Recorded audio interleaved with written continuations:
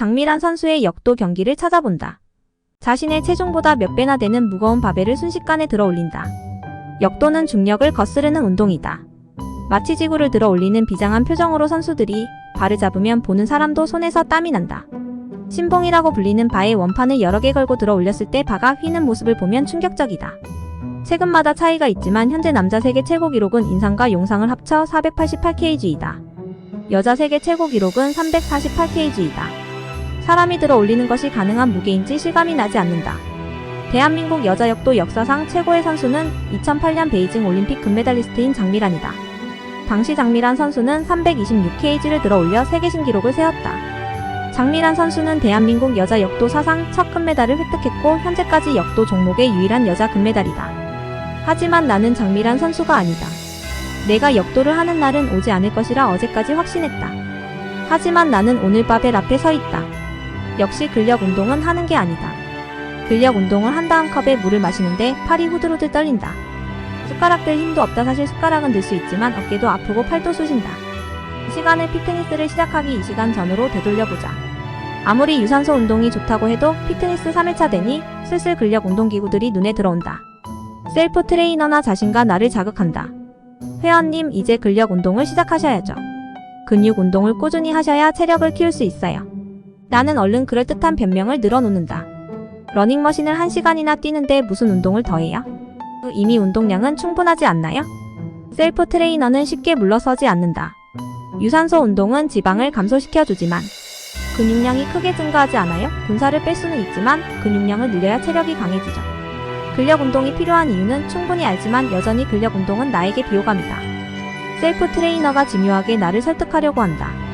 일단 운동기구들하고 친해진다고 생각하고 한 번씩만 해보세요. 그동안 피트니스 시작하고 근력 운동기구는 애써 외면했다. 내가 피트니스를 싫어하는 이유 중에 하나는 바로 근력 운동 때문이다. 애써 힘들게 무거운 중량을 들어 올리면서 생고생하고 싶지 않다. 울룩불룩 엄청난 근육을 원하는 것도 아니고 남에게 자랑하고 싶은 복근을 갖고 싶지도 않다. 사실 부럽기는 하지만 내가 힘들게 노력해서 만들고 싶지는 않다. 평소 생활에 지장이 없는 정도의 근육이면 충분하다고 생각한다. 남자들이 운동으로 만든 조각 같은 몸을 자랑하는 사진을 볼 때마다 오히려 거부감이 들었다.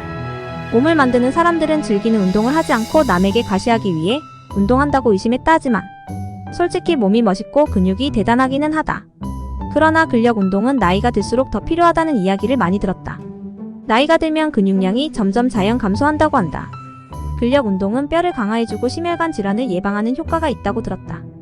또한 근육량이 많아질수록 칼로리 소모가 많아져 적정한 체중 관리에 도움이 된다고 한다. 아무리 근력 운동이 좋다고 해도 여전히 피하고 싶다.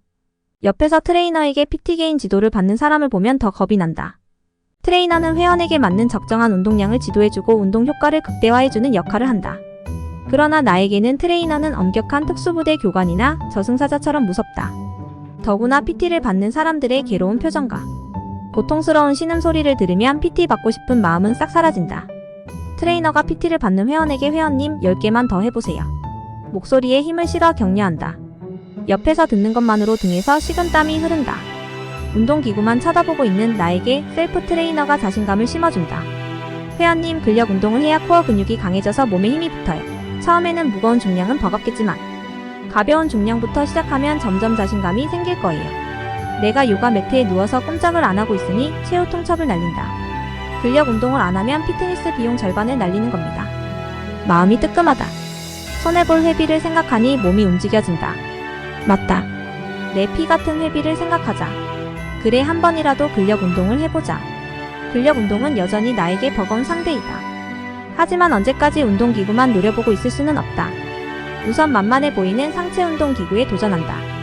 이름도 어려운 운동기구들이 쭉 버티고 있다. 마치 어디 할 수 있으면 해보라고 시위하는 것 같다. 기구 옆에는 몸의 어떤 근육을 강화할 수 있는지 자세한 안내문이 붙어 있다. 그러나 몸의 근육을 왜 부위별로 발달시켜야 하는지 이유를 모르겠다.